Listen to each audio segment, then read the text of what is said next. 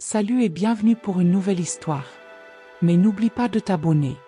Aujourd'hui, je vais vous raconter l'histoire de Florence, une femme dont la vie va basculer un soir, lorsqu'elle rentre du travail. De retour chez elle, Florence se sent soulagée que sa journée soit enfin terminée.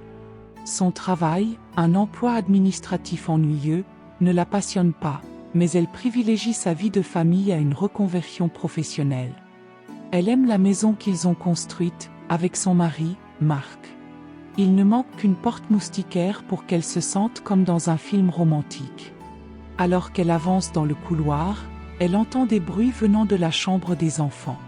Intriguée, elle se dirige vers la source du bruit, un parapluie à la main, hésitant entre fuir ou appeler la police. Lorsqu'elle pousse doucement la porte, Florence découvre Marc, assis sur le bureau d'Alice, leur fille, son pantalon baissé. Face à lui, une femme, dos à elle. Florence est tétanisée.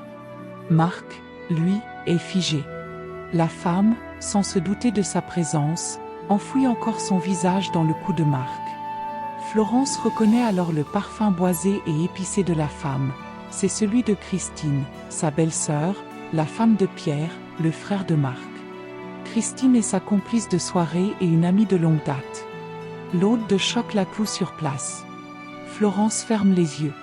Sa vie, jusqu'à présent, lui semblait parfaite. Un mari aimant, une maison idyllique et une relation forte malgré 12 années de vie commune. Marc et elle sont même considérés par leurs amis comme le couple modèle. Comment en est-elle arrivée là? Marc s'excuse maladroitement, croyant qu'elle rentrerait plus tard. Puis, comme pour ajouter à la douleur de Florence, Christine ajuste sa jupe et lui lance un sourire en partant. En silence, Florence se tourne alors vers les enfants, cachant son désarroi et se concentrant sur leurs devoirs pour repousser l'évidence de sa trahison. Plus tard, alors que Marc cherche à s'expliquer, Florence lui demande combien de temps cette relation dure. La réponse la percute de plein fouet, cela fait 1 an. Marc lui explique que leur vie commune n'a jamais été aussi heureuse, que leur mariage lui convenait. Mais Christine, en entrant dans sa vie, l'a emporté dans une passion dévorante, comme si ce couple parfait n'avait pas suffi. Florence prend alors une décision. Elle appelle Pierre, le mari de Christine, pour tout lui révéler. Quelques minutes plus tard, elle remplit une valise et met Marc à la porte. Puis, Pierre vient la rejoindre. Ensemble, ils noient leur peine dans quelques verres, unis par la même douleur et la même trahison. Pourtant, Pierre se montre réticent lorsque Florence lui propose une aventure passagère. Finalement, ils se réconfortent mutuellement sans aller plus loin.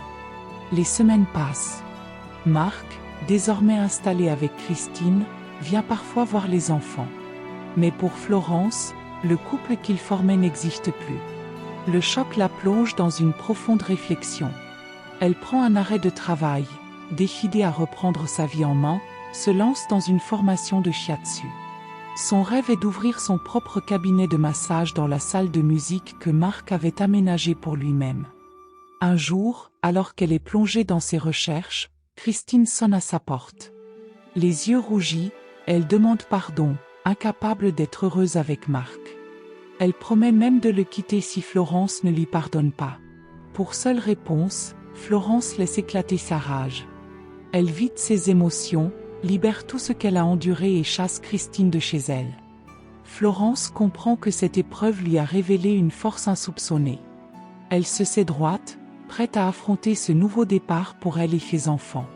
Dans le salon de musique de Marc, qu'elle transformera bientôt en cabinet zen, Florence entrevoit l'avenir avec confiance. Elle repeindra la pièce, la redécorera, y cultivera un lieu de paix et d'harmonie. Pour elle, pour ses enfants, elle veut que le bonheur continue à être une promesse, un horizon à portée de main. Et voilà, c'était mon histoire. À très bientôt, pour une nouvelle histoire. Laisse un pouce bleu et abonne-toi.